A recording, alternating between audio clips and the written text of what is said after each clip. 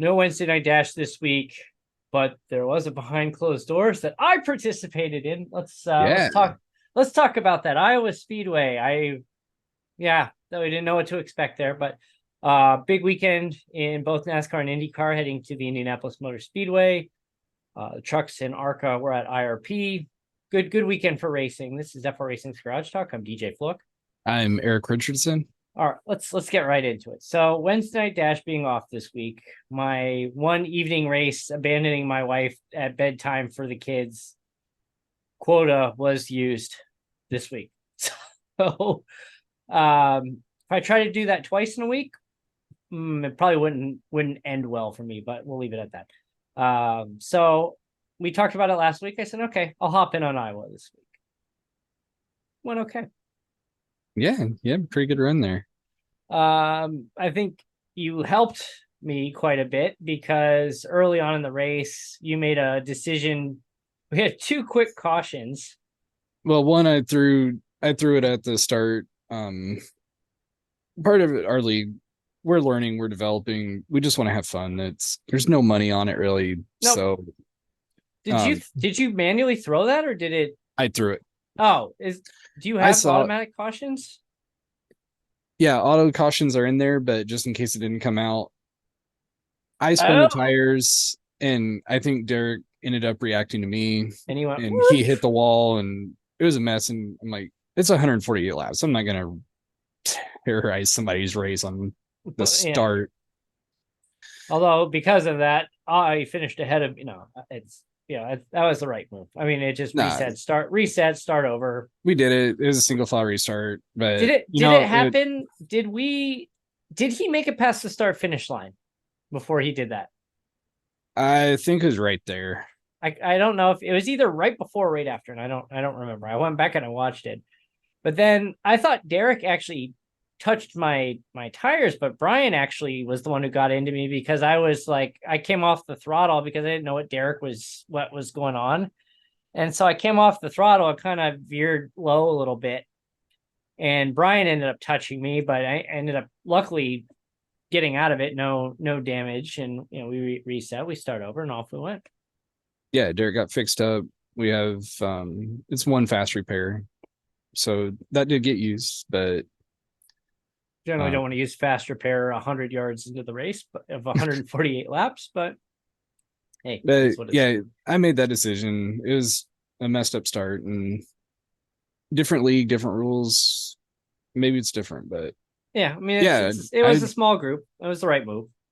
There's another caution at like lap 20 or something. Was that an automatic one, or did you throw that one? That was an auto. Okay, yeah, because Brian, I almost plowed into him coming off of 4 because you're coming into 3. It's so small, and I'm coming out of 4, and I see the smoke, and I'm like, oh, and kind of veer high and go around him because I saw the smoke. So I came off the throttle. I was off the throttle anyway, but I never went back onto the throttle because I saw the smoke up ahead, and I fortunately because of that I had enough time to veer and safely get out of the way, and it was definitely a close call. So it was. But then on that caution, which was around lap 20-ish. I think we went green again at like 27 or something. Yeah, we were green 25, 26, somewhere around there. But lap 20-ish, we have a caution. You decide to head into the pits. Yeah, I decided pit. And I was get the fresh tires, and I was 50-50, and I'm like, what are they gonna do? What are they gonna do? And then when I saw Eric veering off to go to the pits, I'm like, I'm following him. I'm like, that confirms that was that's the decision. There are actually two things on that. One, I figured because we have unlimited tire sets, I'm like, you know what? Worst I'm going to do is slide back to 5th, whatever. Yeah, or I think 4th actually. Yeah, like, that's fine. It's a long race. I know I'm going to move up. So I did that, but the thing I didn't take into account were the caution laps. Because your fuel window is about 69 to 70 laps, and we were running 148. So I'm like, oh, they're going to have to stop twice. I'm going to stretch it and do it on one stop.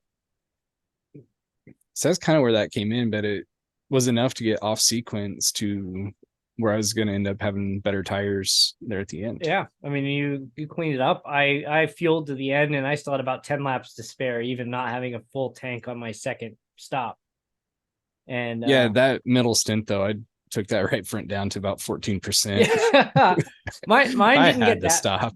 Mine didn't get that bad. So my problem with it was I just, there was my usual mental lapses where it's just like, oh, I came on, I came off the throttle too late, or I went back on a little too early, a little too hard. And, and then it's like, oh, 19 seconds. And I was consistently somewhere between about 18.3 to 18.6, probably about 85-90% of the laps that we ran green, fully green, not on a restart, not yellow. And, but like, I'm looking at your times, I was like 18.3, 18.6, 18.7, maybe towards the end of the run.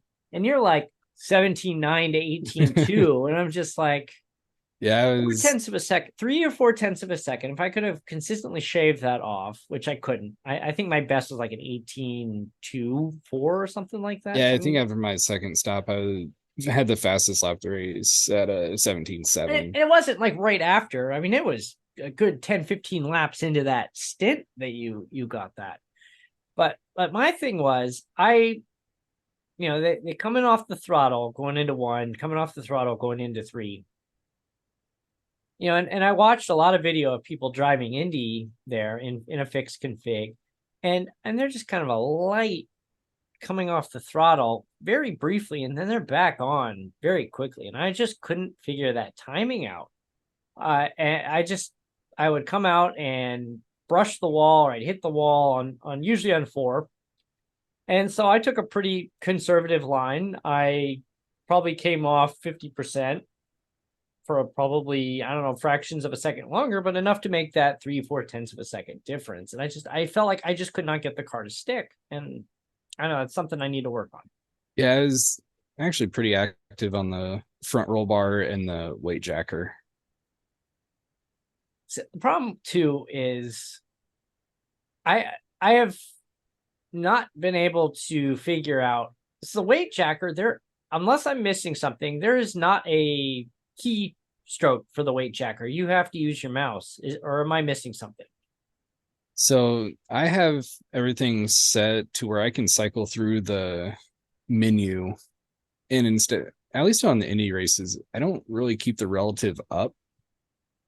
I keep it on the in-car adjustments, so I can cycle to the roll bars and the weight jacker, and then I have my buttons that I can maneuver it.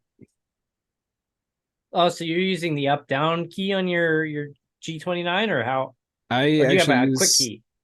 I use the L2 to cycle through in each black box menu, and then I use the D-pad because I do have the G29 from Logitech, and my left right changes the menus, and then my up down changes the setting.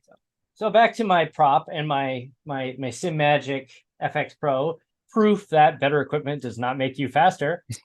But no, this is an amazing wheel. I mean, this thing is so durable. I love this. This is the great. I mean, this feels like if you handed this to somebody who didn't know any better, you'd think this came out of a real car, not a simulation, essentially video game controller.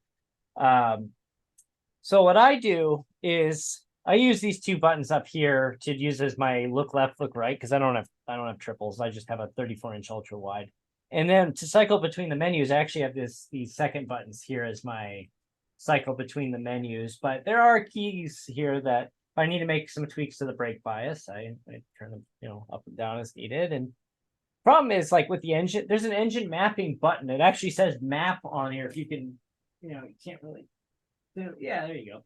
Nice. But there is not in iRacing, there's not a key command in the button settings to change your engine mapping. Which, like, why?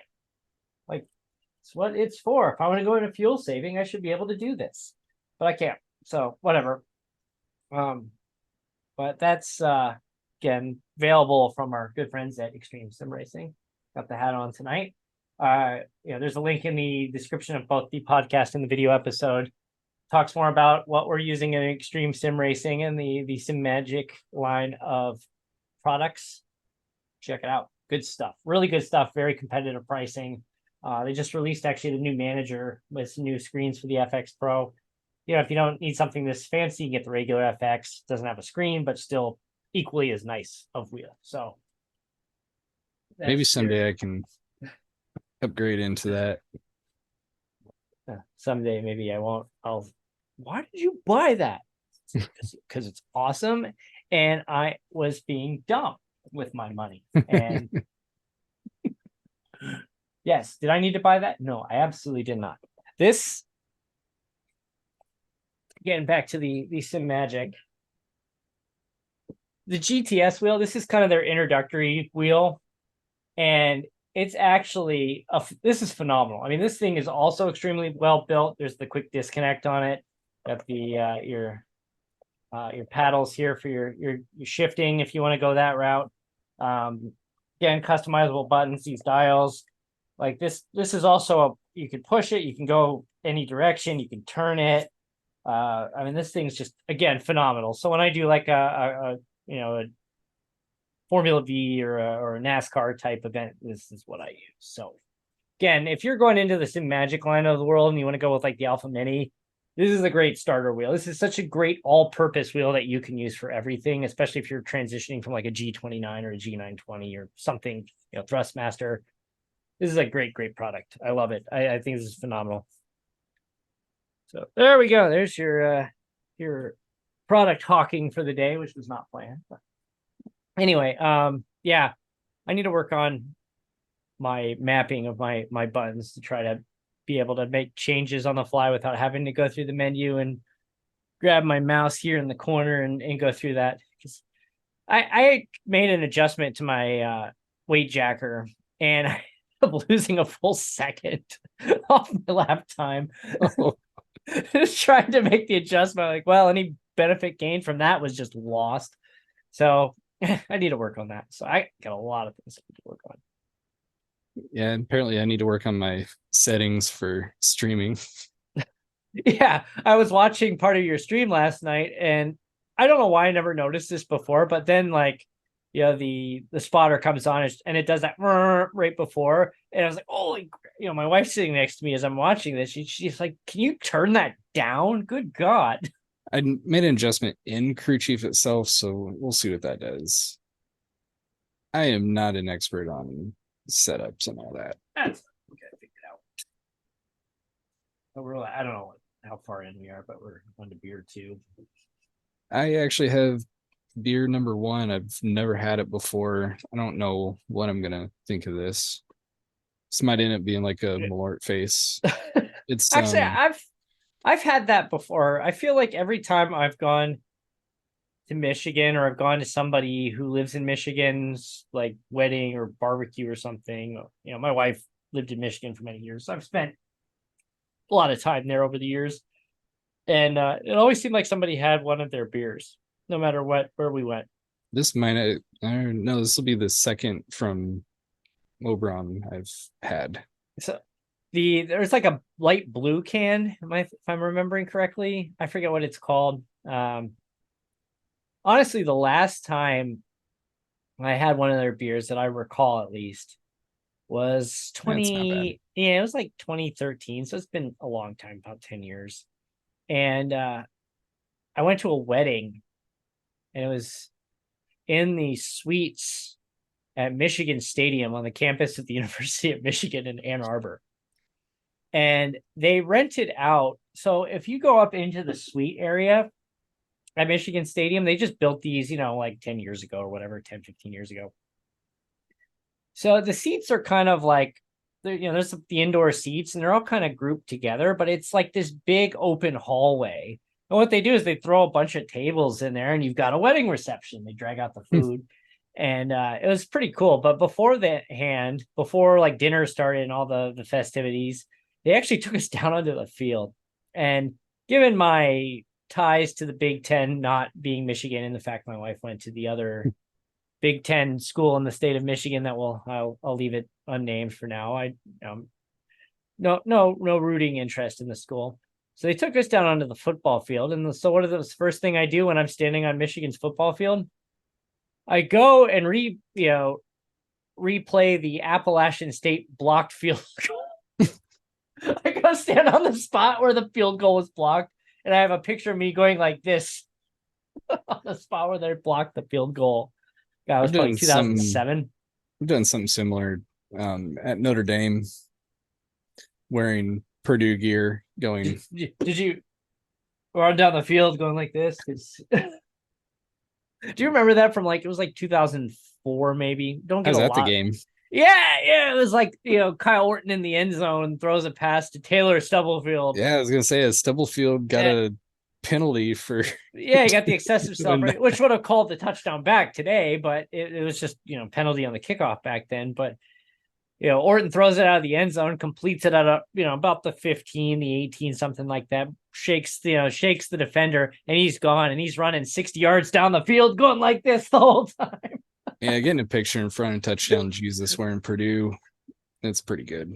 I'll take it. It's just I haven't had the best of luck over the years. I mean, it's Purdue as football. you can see, I have Purdue right there.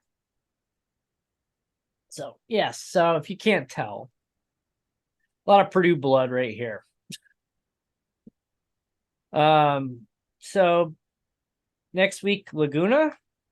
Yeah, glad you had it next week and not this week, because I might have had to. Your nemesis. My arch rival of any track in iRacing is Laguna. I don't know why. I don't understand it. It doesn't matter what car it is. I just can't figure that place out. I was going to do a video series called DJ Learns Laguna or something like that, where I just go out there and just kind of struggle through it until I can run a competent lap, which might take a while. I had a decent run there in the GT3s when we did that on Wednesday Night Dash. It wasn't awful. I had a moment with the I don't know what happened, but I remember going uphill and going into the corkscrew, and I don't know what happened, but I just kind of went to brake and kind of, I don't know, brake too hard or not enough, and it's just this panic set in. Oof, off the track I go. Yeah, the week after though, we're only on race 2, aren't we? That was race 2, yeah. Which means I'm sitting in the top 5 of. So race number 5 though is going to be my kryptonite. Oh yes, the dreaded Indianapolis. Mm-hmm. Always seems like something dumb happens to you there. It's almost always out of your control too.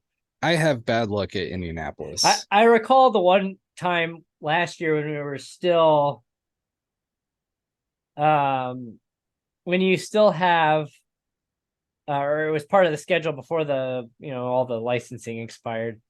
I was in the race with you, and you had to drop off because his car just kind of went hard out of 4, hit the wall, and just kind of veered across. Yeah, you drove slow down the front stretch, and then no, that's not even the one I'm talking about. That was that one too. Yeah, you had the one where the guy, he hit the wall by the pits right before the pit entry, and he just veered across and just plowed into you like a missile. Yeah, I don't even know how to avoid that one. You can't. There's nothing you can do. There's other people behind me too, so I can't just if you come off my brakes. Because I'm going to spin it. You get the periodic criticism on TikTok and Instagram when you post these super speedway crashes, well, you don't have to act like Lightning McQueen and fly through there. You could come off the throttle. It's dude, I'm in the middle of a pack with a row of 5 cars directly behind me of inexperienced drivers. If I come off the throttle, they're going to plow right into me anyway. So it doesn't matter. Either this guy's going to come and hit. Yeah, this guy's going to come up the track and hit me, or I'm going to get plowed into from behind. It doesn't. Yeah, it was the Talladega one I posted. Somebody tried to troll me a little bit. And I'm whatever. It's dude, if I come off at all, you don't realize the speeds that they're going, even on a video game. It's just you're going 190 miles an hour. You're in the middle of a pack. The pack falls apart. If you were the last car, okay, fine, but you're not. Like in this case, I'm not. And the other thing too, in the video where this guy tried to troll me over that, it's like, come off throttle, Lightning McQueen. Like the guy behind me plowed right into me from behind. Like it doesn't matter. Like I'm gonna get destroyed. There's been so many times when I have let off and I've been fine avoiding the wreck, and I do get tagged in the rear. Yeah, I mean, like that's what happens when you pack race and you in these draft tracks and these super speedways. Like if you don't get the guy coming up the track or spinning somebody right in front of you, you're gonna get plowed into from behind. So you either gotta be in the front or you gotta be in the back and hope the guy in the behind you doesn't turn you in the process. I think I have raced 2 professional drivers. Everybody else I've raced are amateurs. Maybe they race and drive a lot, but they're not professionals. Who? So there's TK. Who's the other one? Jeremy Mayfield. That's right. I've actually raced him twice. I forgot about that. I'm beating him both times too. Granted, it was IndyCars, but I have beaten him. All right. It's Jeremy Mayfield. No, one IndyCar, one was ARCA. There was this thing where Brian France was on Dale Jr.'s podcast a while ago, and the topic of Jeremy Mayfield got brought up because Jeremy Mayfield had been in a few weeks before. And basically, Mayfield accused Brian France of trying to purposely ruin his career when he was kind of having his low. He got suspended for drug use. And Brian France just bluntly responded like, oh, yes, because I go to bed at night thinking about how I'm going to ruin Jeremy Mayfield's career. It was just like, ouch. I actually got to meet Jeremy Mayfield at a Ford Fan Day.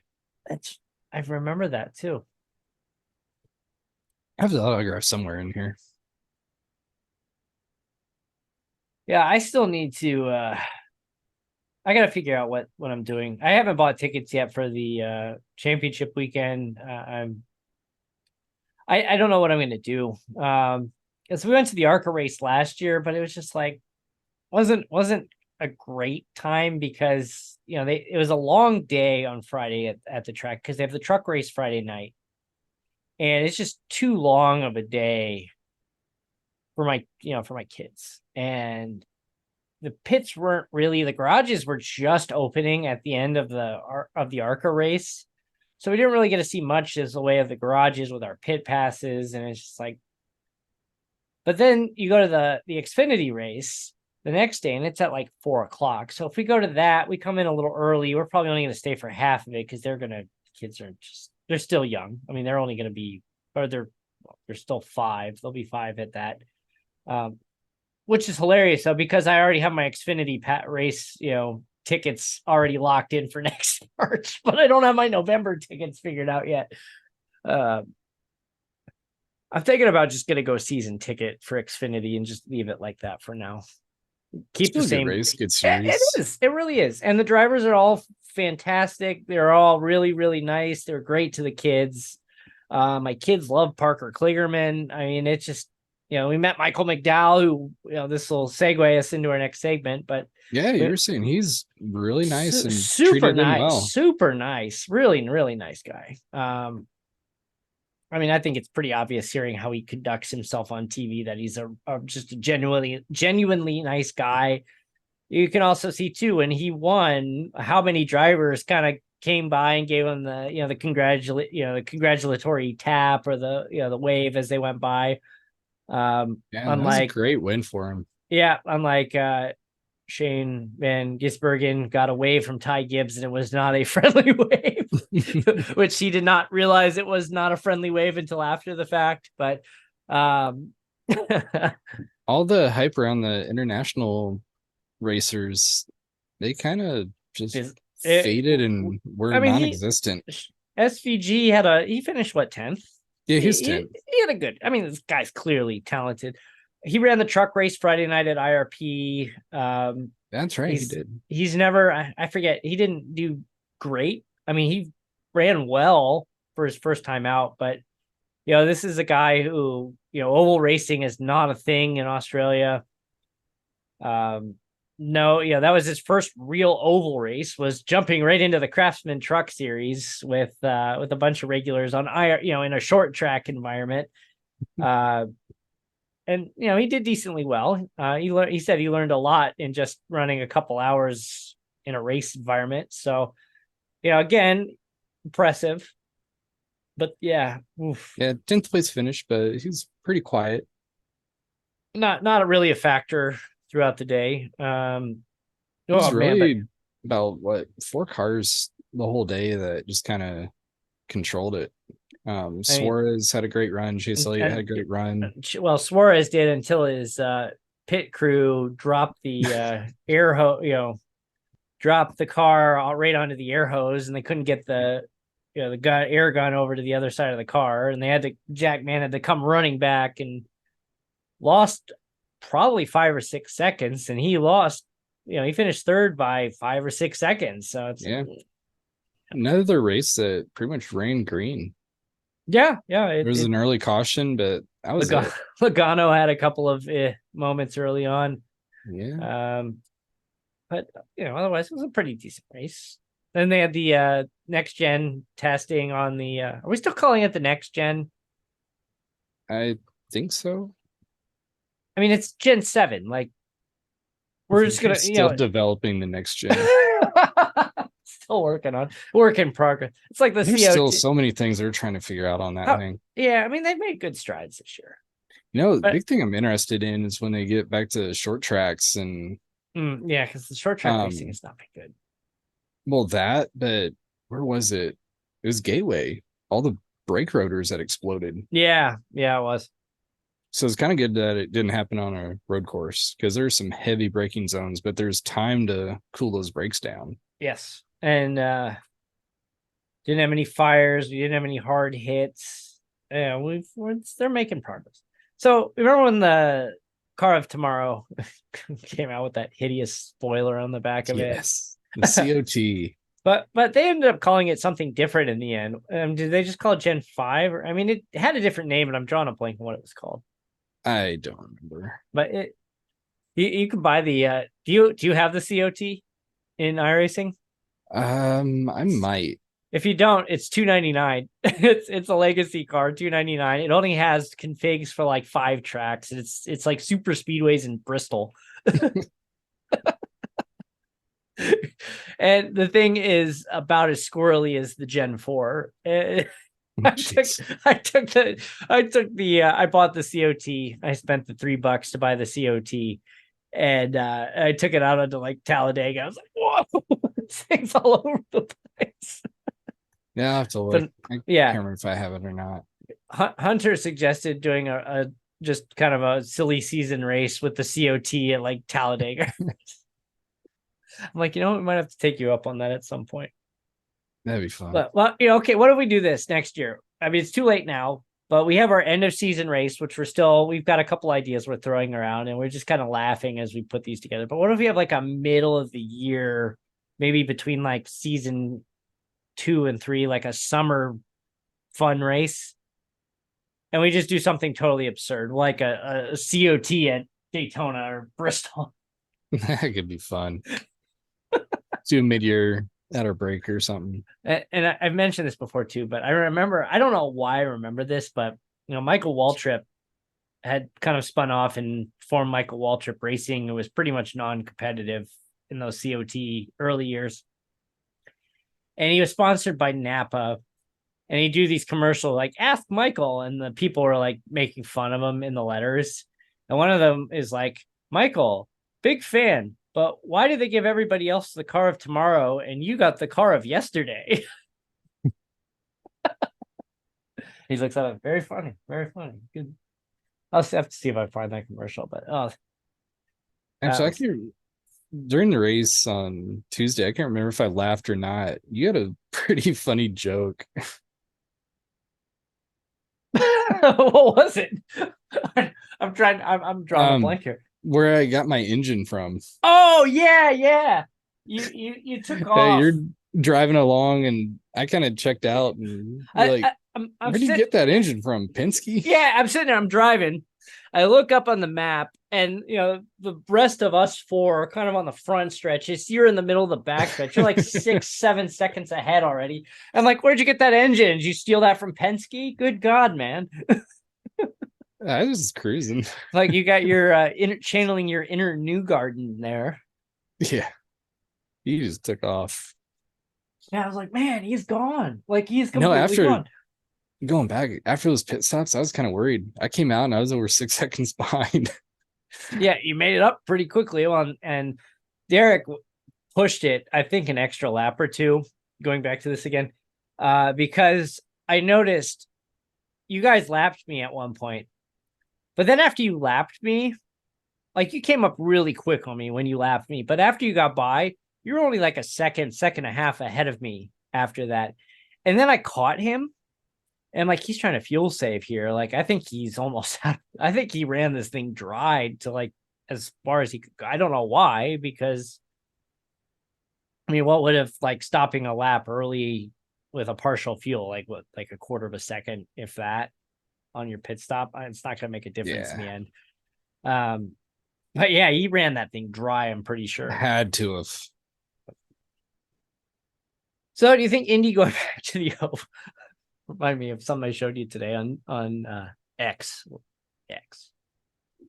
Not, I'm still calling it Twitter. Sorry. Sears Tower, Twitter. Yes. So testing, going back to the oval. Good move or not?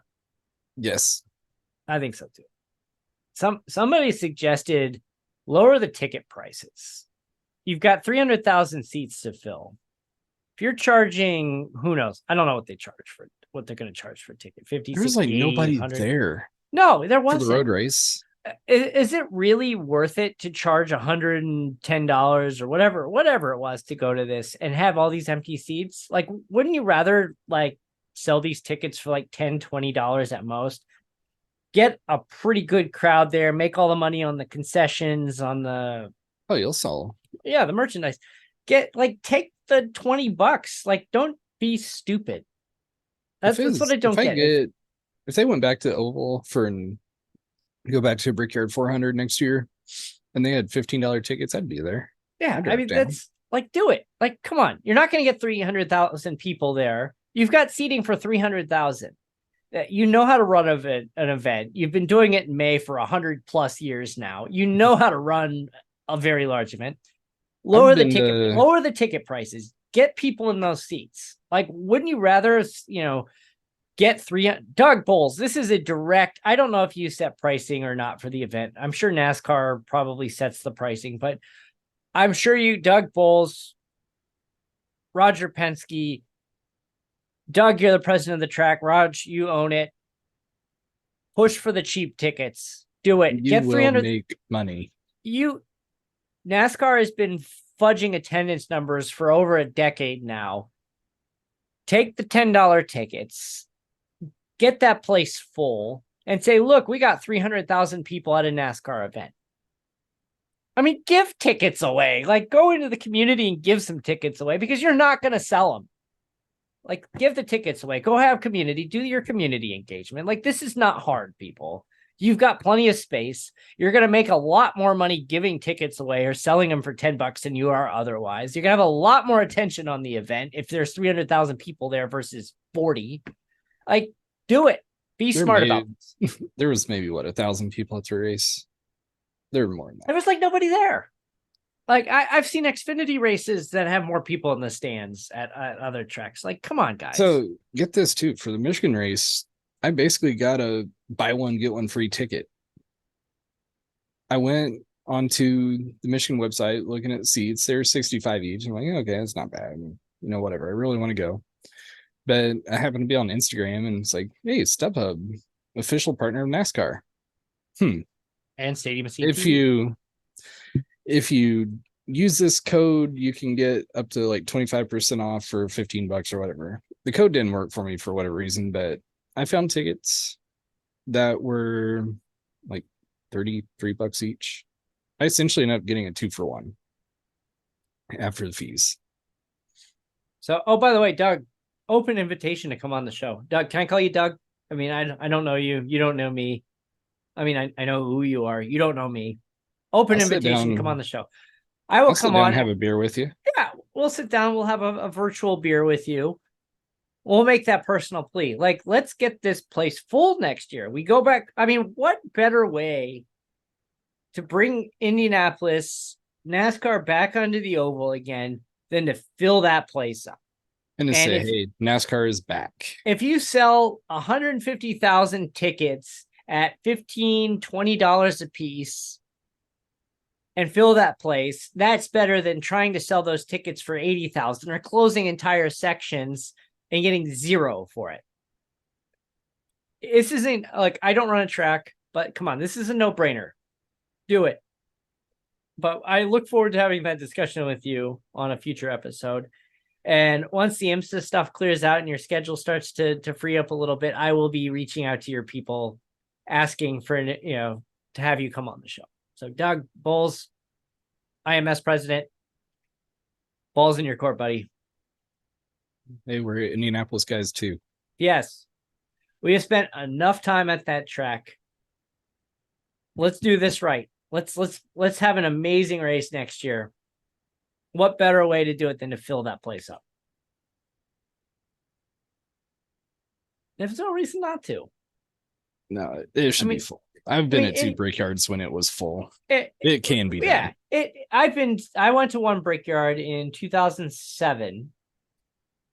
I had a good time. I was kind of right on the turn 4 area, kind of roughly where we sat. It was like short shoot 3-4, probably closer to turn 4, close to where we sat in 2008 when we went to the 500. I had a good time. I enjoyed it. I think this could be a lot of fun. And if you can put on a decent show and that tire test went pretty well, I think you got something here. Mm-hmm. I mean, Phoenix shrunk the place down to 40,000 people, but they're selling this place out. I mean, yeah, it's obviously a lot easier to sell 40,000 tickets than it is 300,000, but what's the harm in charging $10 for a vast majority of those tickets? Especially if you're going to have 100,000 seats left empty. Yeah. What looks better for sponsors? You have 150, 200,000 seats that you sold for $10 or 150, 200,000 empty seats? Who's the sponsor going to advertise to if no one's there? Yeah. And I mean, the TV ratings have been okay. I mean, they've been better than in recent years, but they're still not great. Let's do this. Do it right. Come on. And you know what? If let's just say if you do this $10 ticket thing, I will find a way to get to Indianapolis next year. I'm going to say this right now. My wife is going to kill me for this promise, but I'm going to make this pledge to you, Doug Bowles and NASCAR. I will be there. I will find a way.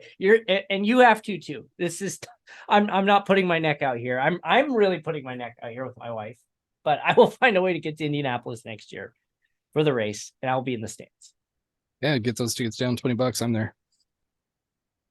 I want to see this. I want to see this creation. I want to see this monster happen. It's got to happen.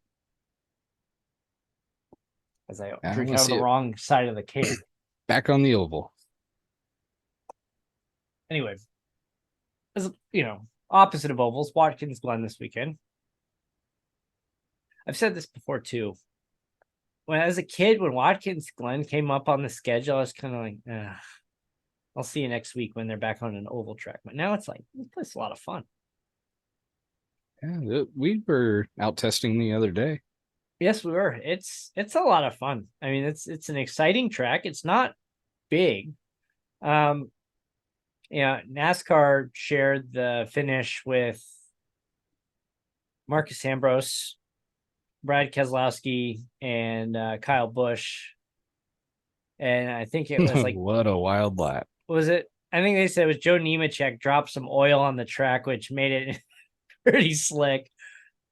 Brad spins Kyle, and then they touch, and then Marcus Ambrose make the pass kind of late in the run.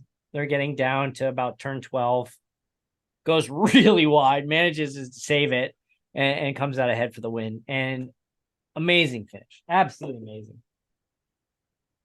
It's so funny. I'm looking more forward to Watkins Glen of all things than I was at Dover, but I'm bringing it up with the opposite finish.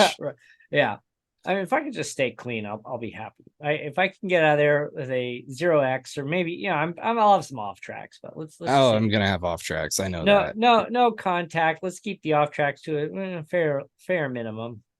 This will be a fun next week, I think. Yeah, it should be a good race.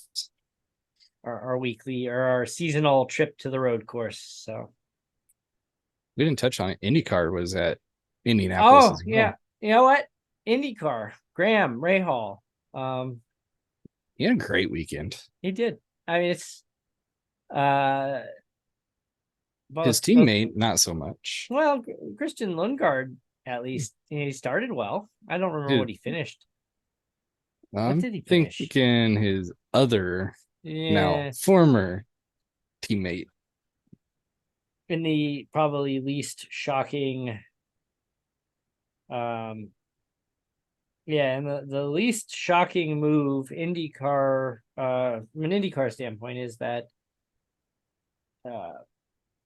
Mr. Jack Harvey has been cut loose from his contract at RLL.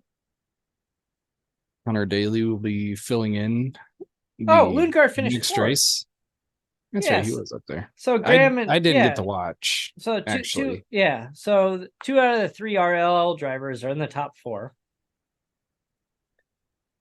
And then Alex Palou, who starting to think is a bit of a diva. Oh yeah, that all hit since our last episode. That's so weird because last year he goes in this very, very public spat that he is leaving Ganassi, going over to Arrow McLaren. Contractually, Chip comes forward and says, no, you're not. And no, he didn't. He went back to Ganassi. So you're like, okay, that's going to be a super awkward year for him. But yet he's running away with the championship. Going well so far. And then last week, Zach Brown, who I still don't know what I think of him. Puts out, I guess, sends a letter to the Arrow McLaren employees that Alex Palou will not be joining next year.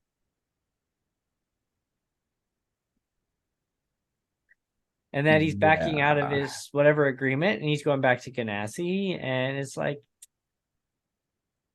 well, maybe going back to Ganassi. I don't know. I mean, there's still Formula One. Yeah, I mean, you thought that unless Lando Norris leaves McLaren, which it doesn't sound like that's going to be the case. I mean, there's not a seat at McLaren. I mean, he's their reserve driver. Palou is one of their reserve drivers. But what in the world is going on there? Is he trying to maneuver into another Formula One seat somewhere?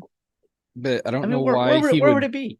I don't know why he'd want to go to Williams or anything like that. Haas. Right now, so you potentially have one Williams seat open. Both Haas seats are technically available next year as of now. I tossed this idea out to you. Do you think he knows something or is trying to aim for that Red Bull seat? I don't. Do you really think they would chance the second Red Bull seat with somebody who has been nothing but a reserve driver for someone else? I mean, the Red Bull right now is in their golden age. And it's like, this is kind of royal. I mean, it's royalty as far as the car goes, but Max has run so many teammates in his careers already, and he's only 25. I just, for some reason, part of me thinks that maybe, what are we going to call them now? The Hugo Boss Bulls or whatever next year. The former, what it is. They haven't formally announced it yet, but the soon to be former AlphaTauri. There's no guarantees, but it's just like you bump Daniel Ricciardo into Red Bull, which isn't a guarantee, and they made that clear. And you slide Palou in.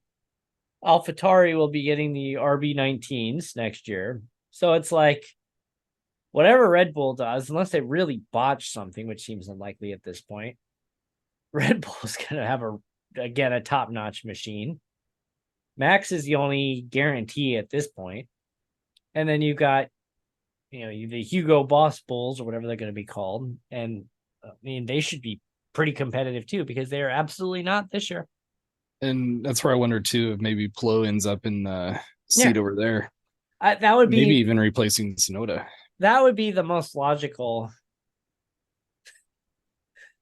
There was this post with Yuki Tsunoda the other day where he's being interviewed by a kid reporter, and the kid reporter is like 10, and he's taller than him.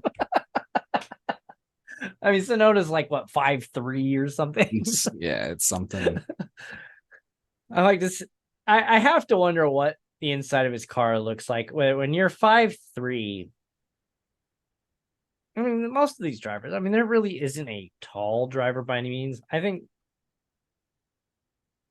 the taller drivers maybe are 6 foot.